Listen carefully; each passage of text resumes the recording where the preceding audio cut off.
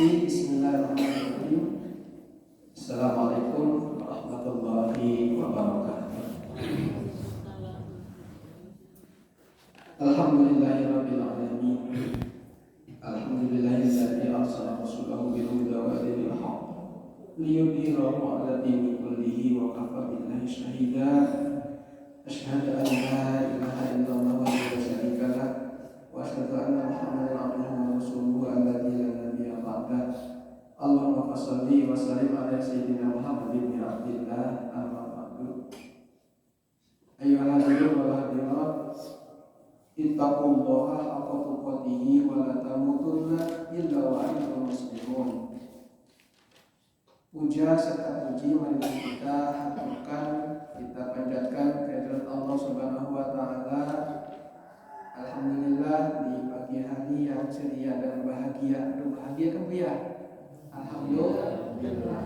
Jadi kalau bahagia itu lelah pun nikmat begitu. Bekerja pun kalau happy itu indah begitu. Melayani suami happy, hatinya happy, senang. Capek sih capek, tapi happy itu indah, nikmat. Bukan healthy, bukan happy. Nah, jadi indah, bahagia. Dan keindahan kebahagiaan itu pada hakikatnya manakala kita bisa selalu mengingat Allah, selalu kita berzikir kepada Allah, selalu ada dalam syukur atas apapun yang diberikan Allah kepada kita. Insya Allah akan nikmat, akan happy. Mengerjakan ibadah kalau tidak nikmat, tidak happy itu juga berat. Mengerjakan pekerjaan rumah kalau tidak happy itu berat. Pokoknya aku bantuan, ya sesehan. Pokoknya bantuan, ya setrikaun. Wah, gitu kalau nyarekan ke suami teh karena tidak happy kan begitu. Pengen teh beres kabeh tapi mau ngagawean itu juga tidak happy. Itu nanti akan menjadi beban berat. Nah, hari-hari yang bahagia salah satunya adalah dengan syukur pada Allah Subhanahu wa taala. Kalau dalam hatinya ada syukur, ya Allah alhamdulillah bangun pagi, alhamdulillah ya Allah Engkau telah membangunkan aku pada hari ini. Insya Allah mudah-mudahan hari ini adalah hari yang terbaik dari hari yang kemarin. Oh, indah akan terus kesananya.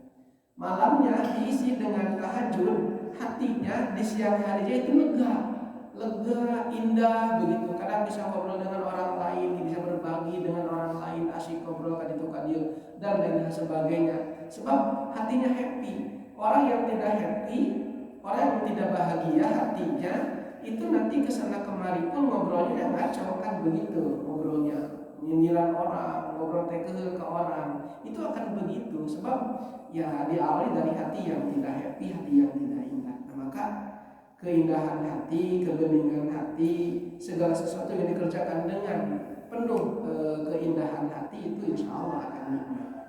Sholawat serta salam semoga selamanya terlimpah curah pada baginda alam, baginda kita tercinta, yakni Habibana wa Nabiyana Nabi besar Muhammad sallallahu alaihi wasallam. Melalui salam beliau, melalui dilahirkannya beliau, kita sebagai umatnya yang pada akhir zaman, yang mudah-mudahan kita adalah termasuk orang-orang yang dirindukan oleh beliau.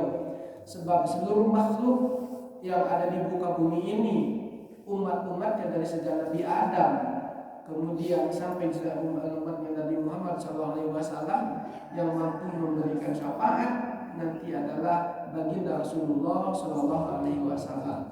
Bagaimana tidak, Rasul adalah makhluk yang paling dicintai oleh Allah Subhanahu wa taala, sang Khaliknya, sang penciptanya. Maka ketika seseorang memperbanyak sholawat kepadanya, sebelum tidur baca sholawat, sudah bangun tidur baca sholawat, ketika ketemu orang, ketika hadir di rumah baca sholawat, ketika di jalan baca sholawat, ketika masuk kelas baca sholawat, ketika masuk tempat yang baru juga baca sholawat, dibacakan salam kepada baginda Nabi. Itu maka beliau itu pada hakikatnya adalah hadir. Beliau itu pada hakikatnya menjawab salam-salam kita. Nah, kalau kita sudah cinta padanya, nah, maka orang yang mencintainya, maka dia akan bersama dengan orang-orang yang dia cintainya. Nah, maka hadirin jamaah rahimakumullah, di akhir zaman seperti ini tanpa ada bacaan yang kita rutinkan, sholawat yang kita cintai kepada rutiniyah yang rutin kita lakukan, bagaimana kita bisa hidup nanti kelak di akhirat. Sebab segala sesuatu itu tentunya ya perlu ibadah, perlu nyaman, kan begitu. Sholat juga perlu nyaman. Umroh di Mekah itu juga perlu nyaman. Nyaman itu tentu dibeli dengan harga yang tidak mahal. Pengen sholatnya dekat, pengen maktabnya, tempat tidurnya, hotelnya dekat dengan Masjidil Haram, harganya pun kan lebih mahal. Harga lebih mahal itu kan untuk bisa kenyamanan. Untuk bisa begitu, nah itu perlu dibeli dengan apa? Dengan uang. Memang untuk nyaman itu perlu modal. Begitupun nanti di akhirat, kalau kita pengen nyaman, dapat manfaat, dapat surga dari Allah Subhanahu wa taala, ya harus dibeli dengan apa? Dengan masyarakat. Kapan masyarakatnya? Ya hari ini. Tidak leha-leha. Itu kan tidak leha-leha, banyak tabungan, banyak investasi. Ada sholat duhanya, ada tahajudnya, ada baca Qur'annya, ada sedekahnya, ada melangkahkan kaki ke masjidnya, ada memprogram mengeluarkan hartanya, ada sedekahnya, macam-macam. Capek itu, ya capek. Lelah itu, ya lelah. Tetapi untuk kenyamanan nanti di akhirat perlu kita tebus. Enggak bisa nanti di akhirat kita nyaman tanpa ada tebusan dari sejak sekarang, enggak bisa. Sebab dunia adalah majra'atul akhirat. Adil majra'at itu kan tempat macul, ladang menanam itu ya capek. Kalau di sawah ya dicangkul, kemudian diairi, kemudian ditanam benih, setelah ditanam benih kemudian digemuk, terus ngarambet, kan begitu. Naudai ngarambet, ngegemuk, naudai terus disemprot nih bisi ayah hama. Nah nanti kan padinya bagus, tapi kan padi yang bagus hasilnya menghasilkan itu kan hasil jerih payah juga, hasil ladang capek juga. Nah maka kenyamanan di akhirat pun perlu ditebus ya dengan apa? Dengan masyarakat. Kapan masyarakatnya di dunia? Tidak leha-leha, tidak tenang-tenang begitu. Sebab dunia majra'atul akhirat. Nah hadirin jamaah rahimakumullah, mudah-mudahan kelak nanti kita termasuk umatnya Nabi Muhammad SAW yang kelak akan mendapatkan syafaat uzma dari beliau. Amin ya Allah ya Rabbal alamin. Hadirin jamaah rahimakumullah, melanjutkan yang sebelumnya. Udah lama ya kita ketemu, udah lama. Ya memang ya seperti itulah. Wal maqalatul rabi'ah asyara. Wal maqalatul rabi'ah asyara. Ini makalah yang ke-14 berkaitan dengan ar-rubaiyah. An Hatim al-Asam rahmatullahi alaihi anhu qala, dari Hatim, dari sahabat Hatim bin Asam, Hatim al-Asam rahimahullah annahu qala, man ada arba'atan min sifati bila arba'atin minal adillati ba'dahu kadibatun. Ada 4 perkara, 4 sifat yang ketika sifat ini diakui oleh seseorang, tetapi seseorang tersebut tidak membuktikan 4 perkara ini, maka apa yang diakuinya, apa yang diakui oleh dirinya kadibatun, itu termasuk pengakuan yang bohong. Pengakuan yang bohong. Pala tukbalu, maka tidak akan diterima pengakuannya itu. Jadi ada 4 sifat, di antaranya yang ketika 4 sifat itu diakui oleh dirinya, tetapi atas pengakuan tersebut itu kita tidak bisa mendatangkan, tidak bisa membuktikan terhadap 4 sifat yang diakui oleh diri kita itu, maka termasuk pengakuannya itu adalah pengakuan yang bohong. Yang pertama, man kana hubballahi wa lam yantahi an maharimillahi ta'ala pada awahu kadhun. Yang pertama, siapa? Barang siapa yang mengakui hubballahi, cinta kepada Allah. Nah, sementara kan dalam hadis cinta kepada Allah dan cinta kepada Rasulnya harus di atas segala-galanya. Bukan segala-galanya kata Roma Irama, kan bukan. Tetapi orang yang mengakui cinta kepada Allah. Oke, kita mengakui cinta Allah, hubullah kan gitu kan, cinta kepada Allah, cinta kepada Rasul misalnya.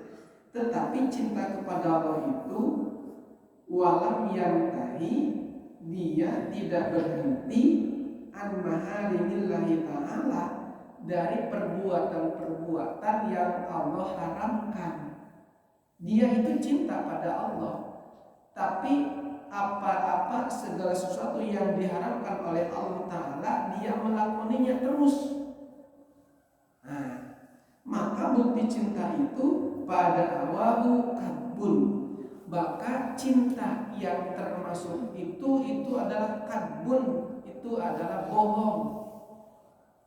Cinta kepada istri cinta, tetapi istri nate hayu bae gitu kan, ada disiksa misalnya, kayak gitu ya. Aya di medsos kan, kemarin anyar kene pan gitu, istri buat kan digebugang kan gitu, diharapkan anaknya. Coba kita gimana hatinya begitu ya seorang suami yang menggebugi istrinya kan begitu. Wah, itu kan KDRT. Itu bohong, engkau cinta tapi digebugan. Nah itu bohong.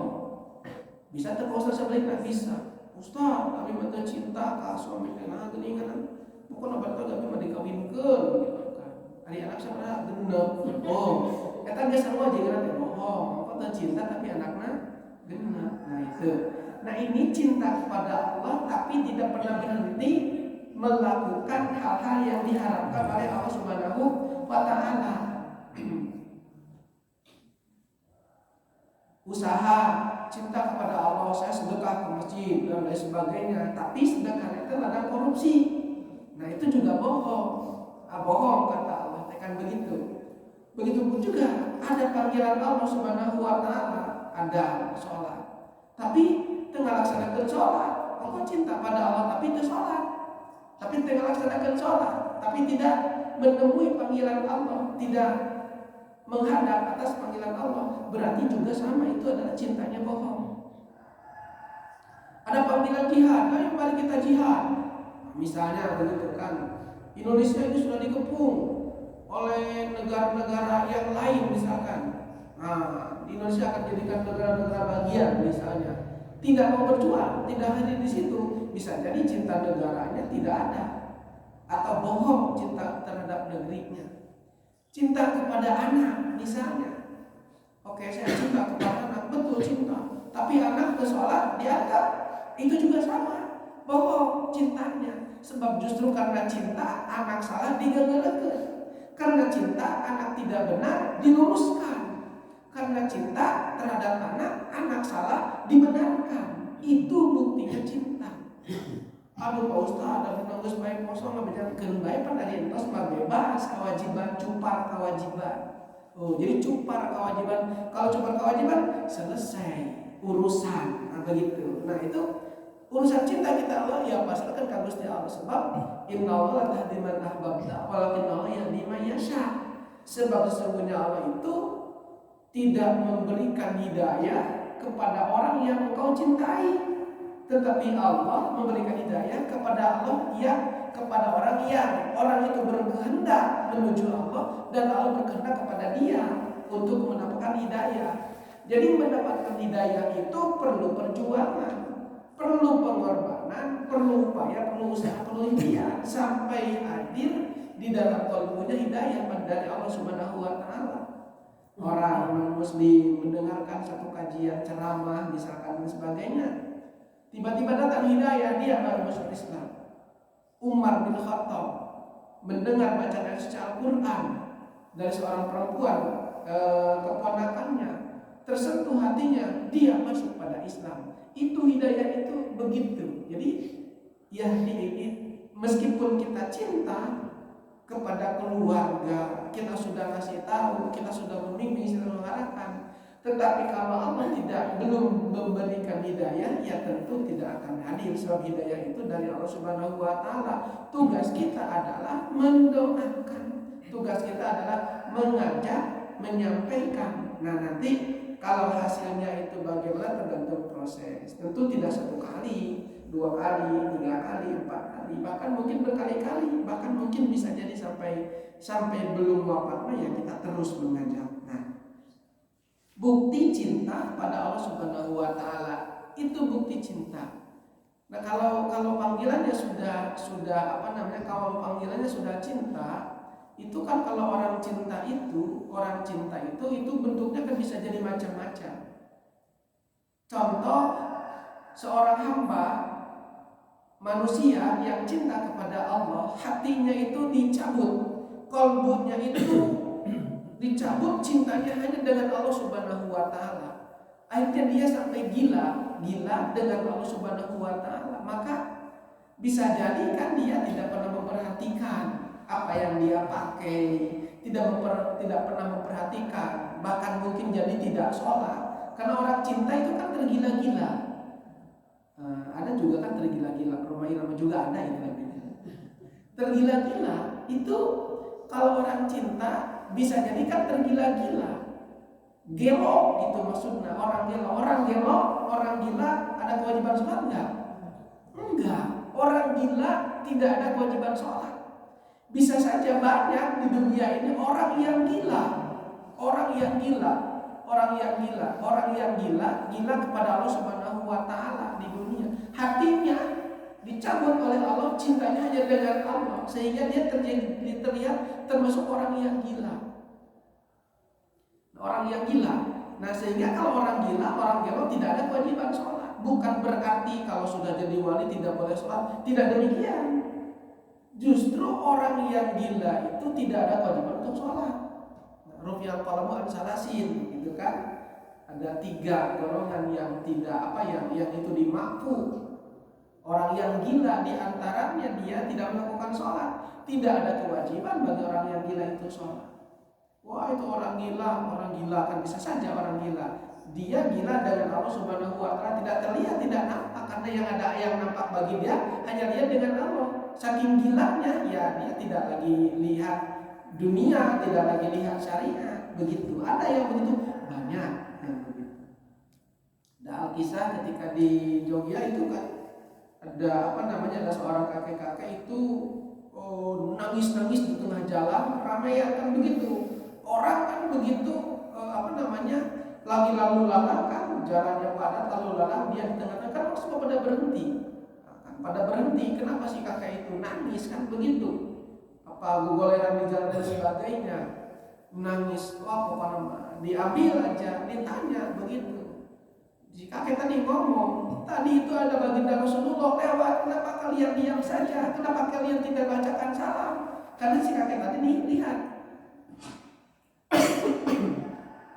lihat baginda Rasulullah SAW, tapi kan kita orang biasa tidak bisa melihat. Nah, kalau hati yang sudah diambil cintanya oleh Allah, cintanya kepada baginda Rasulullah, bisa saja dia itu gila. Kalau orang gila, hukumnya tidak wajib sholat. Sebagaimana gila yang biasa pun di sini kan gila, bukan gila karena cinta, bukan misalkan karena orang gelo, banyak kan orang gelo di sisi jalan kan sorangan kan begitu. Itu kan tidak ada kewajiban sholat bagi dia. Kalau tidak sholat ya seperti itulah kira-kira. Nah, maka orang yang gila itu tidak ada kewajiban sholat. Begitupun kalau gilanya kepada Allah, dia sudah lupa dirinya, yang ada dirinya dengan Allah Subhanahu wa taala, maka itu pun termasuk yang gila. Nah, kalau gila tidak ada kewajiban untuk sholat. Nah, cinta kepada Allah perlu pembuktian. Kalau tidak pernah berhenti meninggalkan yang diharamkan, kalau tidak pernah berhenti meninggalkan yang diharamkan misalnya, maka itu bukti itu adalah bodoh. Bukti itu adalah kadbun, bohong. Sebab cinta perlu pengorbanan, sebab cinta perlu perjuangan. Cinta perlu diperjuangkan. Kalau kita mencintai sesuatu yang kita cintai itu tidak didapatkan, maka bisa jadi cintanya itu adalah bohong. Begitu kan ya? Kalau kita mencintai sesuatu dan sesuatu yang kita cintai itu belum kita dapatkan atau tidak bisa kita dapatkan, maka bisa jadi bahwa kita cinta terhadap sesuatu itu adalah bohong. Kita yang diharapkan adalah ridho Allah. Makanya ilahi anta maksudi wa ridha wa matlubi atini mahabbataka wa ma'rifatak. Ilahi, duhai Tuhanku, anta maksudi, engkau yang aku tuju, wa ridha wa matlubi, dan ridhamu yang aku pinta, yang aku harap. Atini, berikanlah kepadaku mahabbataka, mencintaimu, wa ma'rifataka, dan mengenalmu. Maka itu salah satu bagian daripada kuat yang kita ucapkan, yang kita harapkan kepada Allah Subhanahu wa taala. Yang dituju itu, kenapa langsung demikian ilahi anta maksudul matlubi, ibaratnya orang yang baru nikah. Orang yang baru nikah, pas malam-malam istrinya nganterin daging ayam, nggak mau si suaminya itu. Nganterin kopi nggak mau, dianterin nasi padang nggak mau, gitu kan. Apa yang dia mau?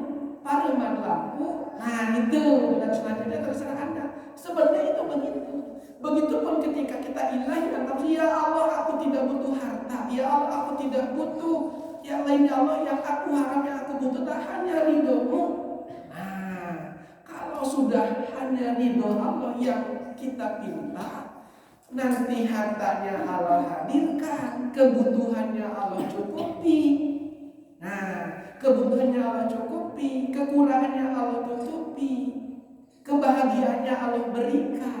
Kalau sudah ilahi anta maksudi waridho kamatlubi, kalau sudah Allah yang diinginkan, Allah yang diridhai, sehingga nanti dia sholatnya bukan karena pengen rezeki, pengen harta, dia puasanya karena tidak pengen harta, dia wiridan sholat tahajudnya bukan karena harta, karena jabatan, karena ingin kelancaran, karena enggak, tetapi hanya ridho Allah saja yang aku butuhkan. Nah maka kalau itu sudah ada di dalam dirinya, hartanya Allah kasihkan, kebutuhannya Allah cukupi, rezekinya Allah mudahkan.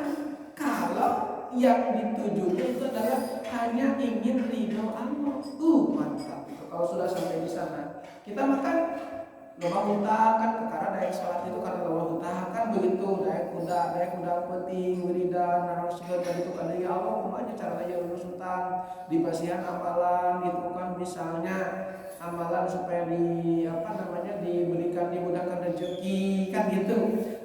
Daya amal, daya sholat, kan sebab banyak hutang, jadi urang mah masih kena di level eta. Goreng tak, lumayan kan, alhamdulillah. Lumayan sakit oke, sudah alhamdulillah daripada tengah doa. Lalu itu lumayan, tapi berenang itu kan orang temanya anggar baik ditingkatkan, gitu kan.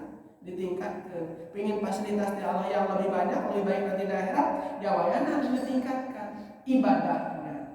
Sudah bagus itu, sudah alhamdulillah, daripada enggak itu juga sudah alhamdulillah, sudah yang sangat luar biasa. Daek kitu naoge geus alhamdulillah, daripada datang ke dukun, daripada datang ke tempat-tempat tertentu minta di situ, wah itu kan lebih bahaya lagi. Nah, maka kalau wallahi cinta kepada Allah pasti akan menutup yang lain-lainnya. Orang yang lagi bucin, terang bucin loh,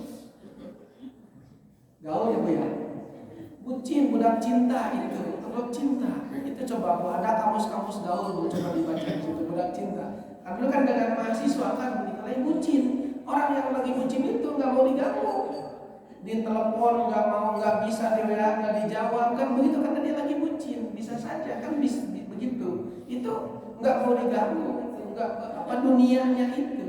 Orang yang lagi begitu itu nggak mau diganggu. Begitu juga artinya bahwa ketika ada cinta di situ, maka yang lain itu menjadi seolah-olah terhalingkan, tertutup begitu. Jadi begitupun kalau orang sudah cinta kepada Allah, maka tidak ada pikiran untuk melakukan hal yang haram, tidak ada pikiran untuk melakukan kejelekan. Sebab kalau dia sudah konsentrasinya pada cinta pada Allah, maka amalan yang tidak dicintai Allah itu tidak menarik begitu.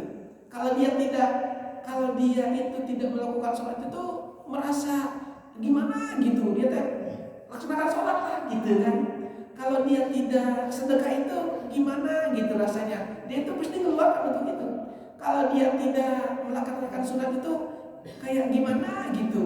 Nah, sehingga dia melaksanakan sholat. Sehingga kalau orang yang sudah full penuh dengan cinta di situ, maka amalian yang lain, perbuatan yang lain itu akan tertutup dengan cinta itu. Nah maka begitupun kalau kita seorang laki-laki, misalkan kalau cinta pada anak, cinta pada istri, yang diingat anak dan istrinya, sehingga tidak ada pikiran yang lain, kan begitu. Pengen punya istri yang kedua, pengen punya istri yang ketiga, nggak ada gitu. Kalau cintanya sudah full di situ, maka supaya full di situ, Bapak Ibu, servisnya juga harus bagus, begitu kan ya, Bapak Ibu ya. Jadi servisnya bagus, jadi tidak ada pikiran-pikiran yang lain. Udah cukup aja, mama juga gimana, mama juga udah cantik kan gitu kan, bareng kan misalkan, bisa saja kan. Jadi karena sudah cukup, tidak ada yang lain, tertutup yang lain. Nah begitu pun kalau kita cinta pada Allah, kalbunya tertarik hanya cinta pada Allah, maka tidak ada perbuatan-perbuatan yang lain kecuali seluruhnya adalah untuk Allah Subhanahu wa taala. Kalau seluruhnya untuk Allah Subhanahu wa taala, tidak mungkin melakukan perbuatan-perbuatan yang sekiranya mengandung murka Allah. Tidak mungkin melakukan perbuatan-perbuatan yang diharamkan oleh Allah. Tidak mungkin melakukan perbuatan-perbuatan yang dilarang oleh Allah Subhanahu wa taala. Tentu akan diperhatikan. Apa nih yang dia cintai? Apa kesukaannya? Begitu pun kan kalau kita suka kepada seseorang, ini kan ditelusuri kan begitu. Di mana rumahnya, siapa namanya, apa kesenangannya, terus ditelusuri kan begitu. Apa yang dia mau, yang begitu kan. Apa kesukaannya, kita cari kesukaannya. Kan kita kasihkan, diterima kan. Kalau tahu kesukaannya itu kan enak, dia kasihkan kepada dia menerima itu kan, hati kan lega kalau dia diterima. Nah maka orang yang cinta pada Allah itu akan dicari apa yang Allah sukai, apa yang Allah cintai, apa yang dia senang gitu kan. Ternyata untuk bisa menghadirkan ridho Allah kepada kita itu banyak. Perbuatan-perbuatan baik itu mendatangkan ridho Allah, perbuatan-perbuatan baik menghadirkan cinta Allah, perbuatan-perbuatan baik menghadirkan apa yang Allah senangi, itu begitu. Itu kan kalau itu ada terus ditelusuri, digali, maka pasti akan menuju pada cinta yang sejati, cinta yang hakiki, cinta Allah Subhanahu wa taala. Kalau itu full terus di situ, maka perbuatan haram, perbuatan jelek, perbuatan yang dimurkai, perbuatan yang tidak dicintai pasti akan tersingkirkan secara otomatis. Kalau dalam kalbunya sudah full ada pada cinta Allah Subhanahu wa taala, itu pasti begitu. Nah, maka di sini pun, tetapi misalkan kalau baru sebatas iya saya cinta pada Allah tapi tidak sholat, iya saya cinta Allah tapi tidak pernah melangkahkan kaki kepada kebaikan, iya saya cinta Allah tapi tidak pernah tidak pernah berjuang atau berkorban, nah itu juga termasuk cinta yang bohong. Itu termasuk cinta yang bohong. Lijaro hatihi ala qalbin hamahullah ta'ala. Yang kedua, waman ada hubban Nabi alaihi salam wa kariha al-fuqara wal masakin pada awahu kadun.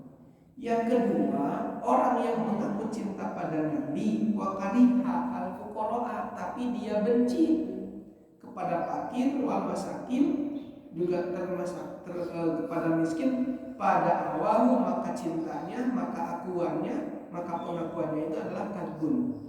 Termasuk pengakuannya adalah bohong. Jadi cinta kepada Nabi tapi fakir dan miskin itu dibiarkan. Fakir dan miskin, anak-anak telantar itu diabaikan. Maka cintanya itu adalah termasuk cinta yang bohong. Maka Bapak Ibu, kalau ada rezeki lebih, ya sebaiknya kita itu mengurus anak yatim. Misalkan kita di sini tidak punya anak yatim, tapi di kampung ada anak yatim, dia biayai oleh kita, berikan bulanannya, jajannya. Misalkan mampunya berapa sih? Jajannya aja lah, kasih jajan mereka. Jadi ngurus anak yatim itu Bapak Ibu, itu akan hadir pada sesuatu yang sangat luar biasa kalau kita punya yang diurus setelah itu. Tetapi ya bagus juga kalau misalkan punya yayasan untuk anak yatim piatu, tetapi kan itu perlu proses dan itu perlu perjuangan. Maka kalau kita ngurus anak yatim, orang-orang miskin, kita santuni mereka, itu termasuk orang yang dicintai oleh baginda Nabi. Baginda Nabi itu sangat cinta kepada fakir, sangat cinta kepada fakir miskin itu sangat dicintai oleh baginda Nabi. Nah maka kalau fakir miskin ini dibiarkan, termasuk juga termasuk juga orang yang mendustakan agama. Nah, Nabi mau cinta pada Nabi salah satunya adalah mencintai para fakir, mencintai orang-orang miskin begitu. Itu cintanya kepada Nabi. Jadi kalau ada orang yang fakir, bagi Rasulullah SAW itu kan ketika dia dipuji, ketika dia dipinta oleh sahabat, itu apapun yang dia miliki itu dikasihkan. Ada baju bagus nih, ya Rasul bajunya bagus banget, misalkan begitu. Itu Rasul itu dikasihkan kepada sahabat itu. Itu yang dia dilakukan oleh Rasulullah SAW. Saking cinta kepada fakir miskin. Termasuk juga kepada orang-orang yang as-sailin, peminta-minta. Wa amasaila fala tanhar, kan begitu, orang yang meminta-minta itu jangan dihati. Kalau ada, kasihkan saja. Kalau punya, kasih aja. Kalau nggak punya, mohon maaf lagi nggak punya. Sebab kadang-kadang yang kita tidak pahami sering gitu. Kalau kita memberikan sesuatu ikhlas gitu, ikhlas banget kepada peti. Ini karunia banget, kasihkan kepada seorang. Dan kita tidak pernah ingat itu balasannya tidak lama, sehari, 2 hari, 3 hari, seminggu, itu oleh Allah Subhanahu wa Ta'ala akan dibalas dengan yang berlipat-lipat. Dan itu sering kejadian. Jadi kalau sedekah mah Bapak Ibu itu cash di dunia kene juga. Cash, sedekah subuh, sedekah Jumat berkah, itu cash. Wakaf untuk masjid, wakaf untuk luasan masjid dan madrasah dipakai langsung madrasahnya, itu cash pahalanya.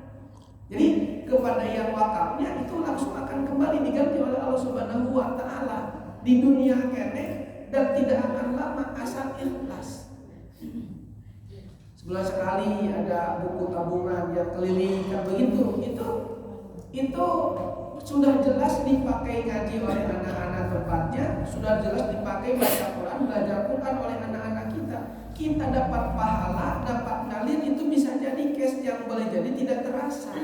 Kemudahan usaha, kelancaran rezeki, kesehatan anak yang terjalani hari ini, Allah tidak punya, tapi apa yang diminta, apa yang dibutuhkan ternyata masih bisa. Itu bisa jadi dari hal-hal kecil yang disedekahkan, yang dikeluarkan, itu langsung bisa terasa. Itu cash ya. Jadi cash. Jadi kalau sedekah itu oleh Allah Subhanahu wa Ta'ala langsung dilipat gandakan di dunia yang dikasihkan oleh Allah Subhanahu wa Ta'ala. Jadi kepada fakir, kepada miskin, makanya kalau di antara kita terkait dengan hal yang seperti ini sifatnya sosial gitu, kita saling memperhatikan. Kita saling mengingatkan, saling bantu satu dengan yang lainnya, saling menyampaikan. Kan kita mah kadang-kadang makan bisa bareng-bareng kan gitu, makan yang kerupuk kabehkan gitu. Makan yang asin-asin kabehkan gitu, sajalan teh gampang kan gitu. Ustaz orang ngaliwat di mana dia anu kan gitu, ngaliwat bareng kan gitu. Itu kan salah satu kebersamaan. Nah, kadang-kadang kan kita juga tidak bisa memperhatikan teman tetangga, sebab ada juga tetangga yang diajaknya tidak mau gabung. Kan kita tidak tahu kalau yang tidak mau gabung, tidak mau sama-sama kan gitu. Dia teh ada atau tidak ada kan begitu. Kadang-kadang kita juga tidak tahu dengan yang enggak gabung itu. Nah, kita biarkan hidup sama-sama aja kan begitu. Biasa-biasa aja, enggak usah eksklusif gitu kan. Kita inklusif aja, terbuka bareng-bareng dengan yang lain. Biasa aja kan, gaduh cengek teh gaduh, nyuhun atuh mangga kan gitu. Gaduh salam gaduh mangga karat kabeh kan salam kan gitu mah, itu biasa kan gitu dengan tetangga. Nah, ini bukti bahwa cinta kepada Nabi tidak boleh meninggalkan aspek-aspek sosial. Bukan hanya selalu membaca sholawat, tetapi memperhatikan tetangga, memperhatikan teman, memperhatikan saudara, termasuk bagian daripada bukti cinta kepada Nabi. Ini adalah aspek dimensi sosial. Kalau tadi cinta pada Allah bisa jadi dimensinya salah satunya meninggalkan yang diharap-harapkan, dimensinya pribadi, individual. Ini juga bisa jadi bahwa bukti cinta kepada Nabi tidak boleh melupakan dimensi-dimensi sosial, menyantuni fakir, menyantuni miskin, kayak begitu. Nah, ini termasuk bagian daripada cinta kepada baginda Nabi. Kenapa demikian? Fuqara dan masakin li'annahum ahbabuhu sallallahu alaihi wasallam. Karena fakir dan miskin itu adalah orang-orang yang sangat dicintai, yang dicintai oleh baginda Nabi Muhammad sallallahu alaihi wasallam. Jadi baginda Rasulullah itu cinta kepada kepada fakir, kepada miskin, itu cinta dia itu, sebab dia itulah boleh jadi yang mampu menyelamatkan nanti kalau kita di akhirat. Boleh jadi dia orang yang fakir, yang miskin itu yang mampu yang menjadi jalan kita bisa sampai di akhirat atau bahagia di akhirat. Itu yang kedua. Kemudian waman ad'ahu jannah walam yatasaddaq bima tayassalahu pada awahu kadbun. Yang ketiga, orang yang mengakui cinta akhirat, mencintai surga, walam yatasaddaq, tapi dia itu tidak pernah bersedekah. Bima tayassalahu, bersedekah itu dengan segala sesuatu yang memudahkan atau yang mudah baginya untuk mendapatkan surga. Itu kan dengan memberi makan kepada miskin saja satu kali itu bisa jadi jalan masuk surga sebenarnya.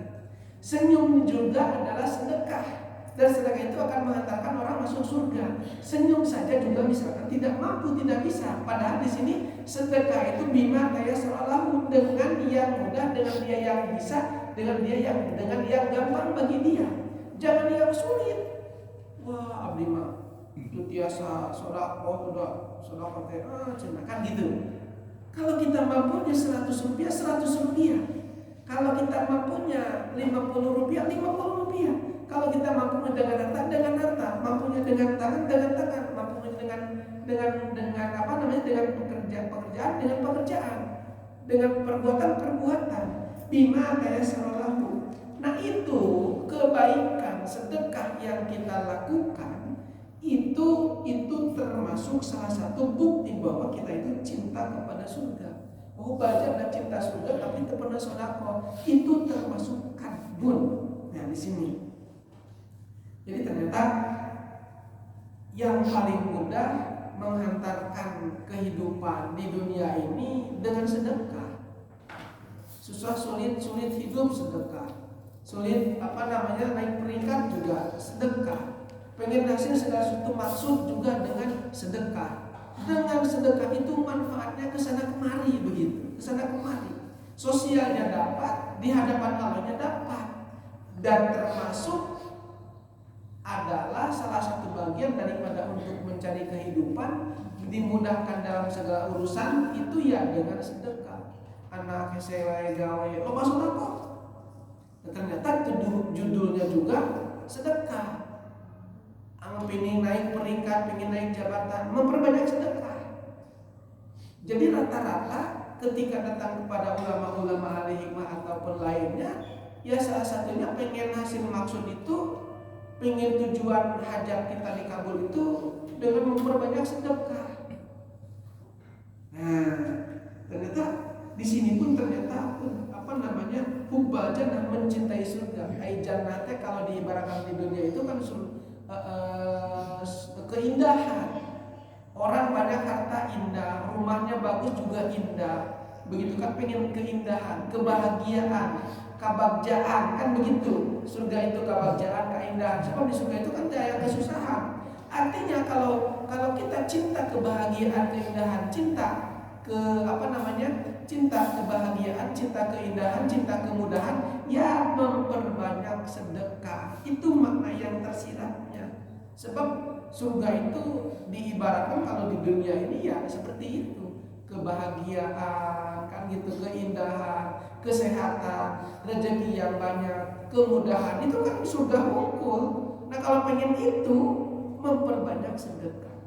Dan termasuk bohong kalau pengen keindahan, kemudahan, kelancaran, dan lain sebagainya kalau tidak sedekah. Itu yang ketiga. Jadi sedekahnya bima saya selalu pada kadbun. Kemudian Waman ada dan orang yang mengaku khaufan nar, takut neraka, walam yartahi anil dzunub pada awahu kadbun. Yang keempat adalah orang yang mengakui takut api neraka, walam yartahi anil dzunub, tapi dia tidak berhenti dari dosa. Pada awal kadbun, maka pengakuan dia takut terhadap neraka itu kadbun, bohong. Jadi kalau kita kalau kita takut neraka tapi tidak pernah berhenti melakukan dosa, itu kadbun, itu bohong. Jadi kalau orang yang takut itu orang yang takut trauma itu tidak akan pernah sekali-kali lagi dia melakukan hal yang sama yang membuat dia itu trauma. Tidak akan. Kayak orang ngagenggereun anak disintrek gitu, atau digebuk kalapasan maut anakna teh pasti eta indungna ngarasa salah kacida. Lalu itu mulai eureun eta ngarasa salah. Atau punya orang tua pingin B kita teh belum bisa memenuhi karena dan sebagainya, meninggal misalnya, pasti bakal ngerasa jangkal sebab kita belum bisa memberikan yang terbaik. Pasti begitu pun di sini orang yang takut api neraka tapi tidak pernah berhenti dari dosa, ongkosnya ke neraka tapi terhenti tidak melakukan dosa, itu pasti termasuk pengakuannya itu adalah kadbun. Jadi kadbun, pengakuannya itu adalah bohong. Jadi kalau masih melakukan dosa, masih tidak meninggalkan perbuatan yang biasa dilakukan, tidak pernah meninggalkan apa yang dimurkai oleh Allah Subhanahu wa taala, pada dia itu takut dari api neraka, maka pengakuan takut dari neraka itu adalah bohong. Dosa dilakukan, sholat dilakukan, alhamdulillah lumayan. Tapi iya mah dosa dilakukan terus, hari amal ibadah gayaan, nah itu mah kacidah. Wah, Ustaz kan loba sebenarnya itu golongan anu tapi masih kena dosa. Cacak Ustaz gane wae masih dosa, kumaha oleh Ustaz, misalkan begitu. Nah, maka hadirin jamaah rahimakumullah, orang yang takut, kalau orang yang takut itu pasti akan menjauh dari situ. Orang yang takut pasti menjauh. Ibu takut lewat rumah lewat rumah tertentu, pasti ibu akan menghindar pada rumah tertentu, kan begitu. Orang yang takut itu, orang takut dengan api neraka. Api neraka itu salah satunya dalam dengan dosa. Pasti orang akan meninggalkan dosa itu. Kenapa? Karena dia itu takut. Nah, kalau tidak meninggalkan itu bohong takutnya. Itu kita takut pada tempat tertentu, kan kita tidak pasti akan menjauhi itu. Kita takut tergelincir ke dalam sumur yang dalam itu. Karena kita takut tergelincir itu, maka kita tidak akan pernah dekat kepada sumur itu. Nah, orang yang takut dengan api neraka pasti dia akan meninggalkan itu hal-hal yang disebut dengan dosa kalau ada rasa takut di dalam kalbunya. Sedikit lagi, qala Nabi sallallahu alaihi wasallam, hujibatin naru bisyahawat, hujibatil jannah bil makari. Nabi Muhammad sallallahu alaihi wasallam ini rawahu Bukhari wa Muslim. Ini hadis dari Bukhari dan Muslim. Hujibatin naru bisyahawat. Hujibatin naru, dipelakan neraka itu bisyahawat dengan syahwat, hawa nafsu, hendak, banyak khayal. Itu dihiasi memang pinarakaeun itu, picilakaeun itu dengan syahwat. Kalau orang meninggalkan syahwat, maka dia menjauhkan dari hiasan-hiasan neraka. Jadi neraka itu, pinarakaeun itu memang dihiasi oleh syahwat. Yang nanti ningali perempuan anu porosot nongol kan tadi baju tidak naon kan gitu. Porno kan begitu. Itu memang syahwat, keinginan, dan keinginan itu menghantarkan dia kepada neraka. Yang tadi konon katanya tadi takut. Tetapi memang untuk bisa takut itu Allah menciptakannya demikian. Jadi pinerakeun mah kahandakna teh kahayang we, cak kahayang. Cek nafsu kieu-kieu, cek nafsu teh horeang-horeang, cek nafsu tahudang. Memang begitu. Pinerakeun. Tong ngaji Quran gitu. Entong sedekah. itu dihiasi di belakang neraka itu dengan syahwat. Kemudian ujibatil jannatu bil makari, dan dihiasi surga itu bil makari dengan sesuatu yang pihoreameun. Jadi pisurga mah pihoreameun begitu. Pisurga pihoreameun. Kergawe kerusuh pemadagang dar kudu sholat kan gitu. Hoream pan eta. Bangun penting lagi tunduk malas kan begitu hoream kacai tiris. Da hoream kan udah bangun tahajud teh. Jadi pisurga mah hoream gitu. Sodako gede teuing, aduh gede teuing lebat teuing ieu beureum kabeh kan lebat kedengan anu gabal eta we pati murah kan gitu. Itu kan biasa seperti itu. Jadi pi surga mah dihiasi di pelakon teh gedang situ bil makari. Anu pikang hewaeun gitu. Pi horeameun, pi maleseun. Kan menjaga tahajud itu kan sesuatu yang sangat masyarakat luar biasa. Menjaga istiqomah baca Quran kan itu hoream sebenarnya kan gitu. Sebab lo hoream kan itu sebagainya. Kemudian bisa sedekah rutin itu sebenarnya hoream. Sebab di surga memang ujibatil jannah bil makari, dengan sesuatu yang dengan sesuatu yang bikahewaeun pihoreameun pimanaseun. Itu seperti itu. Hadirin yang rahimakumullah. Dengan demikian orang yang mampu mengalahkan nafsunya, mengalahkan syahwatnya, berarti benar-benar dia takut pada Allah kepada nerakanya. Tetapi ketika orang-orang yang mengikuti hawa nafsunya, maka termasuk dia tidak pengakuan terhadap bahwa dia itu takut terhadap nerakanya, itu adalah pengakuan yang bohong. Jadi satu, bahwa orang yang mengaku dengan 4 sifat tetapi tidak membuktikan 4 sifat tersebut dalam perbuatannya termasuk yang bohong. Pertama, cinta Allah, pengakuan terhadap cinta Allah tetapi tidak dibarengi dengan meninggalkan yang diharapkan Allah, maka pengakuan tersebut bohong. Yang kedua, cinta kepada baginda Nabi tetapi dia itu benci, tidak membantu terhadap fakir dan miskin, termasuk pengakuan cinta pada Nabi yang bohong. Yang ketiga, pengakuan